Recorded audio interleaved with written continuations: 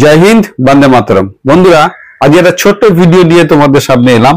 আমারই একজন পরিচিত আমাকে একটা ছোট্ট ভিডিও পাঠিয়েছে, বলছে তাপসদা এটার উপর তুমি একটা ছোট ভিডিও বানাও। বিজেপির যারা করবে বলে কেলানি রাখবো, বিজেপির যারা করবে বলে কেলানি রাখবো।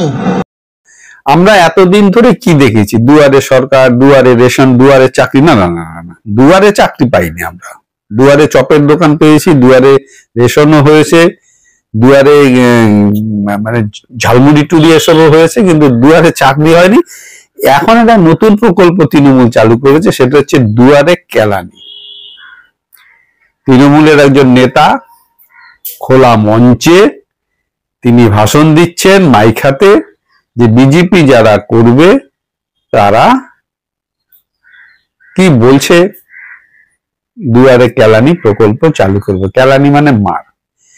তো আমরা জানি যে তৃণমূল অনেকদিন থেকে এই প্রকল্পটা চালু করেছে, কিন্তু এই প্রকল্পটা যে সরকারিভাবে চালু অনুমোদন এবার নিশ্চয়ই পাওয়া গেল। যদি না পাওয়া যায়, দুয়ারে কেলানির যে প্রকল্পটা তিনি বললেন, এটা যদি মমতা বন্দ্যোপাধ্যায়ের অনুমোদিত না হয়, তাহলে এই ব্যক্তিকে অ্যারেস্ট করে আইনের আওতায় এনে গণতন্ত্রের বিরুদ্ধে, সুস্থ গণতন্ত্রের বিরুদ্ধে এরকম কথা বলার জন্য অ্যারেস্ট করে তার শাস্তি যদি প্রদান না করতে পারে, তাহলে তো আমরা বুঝে নেব তৃণমূলের আরেকটা প্রকল্প দুয়ারে কেলানি প্রকল্প। পশ্চিমবঙ্গের মুখ্যমন্ত্রী এ ব্যাপারে কি বলছেন, এটাই আমার প্রশ্ন থাকলো, জানা থাকলো। নমস্কার বন্ধুরা, আবার দেখা হবে।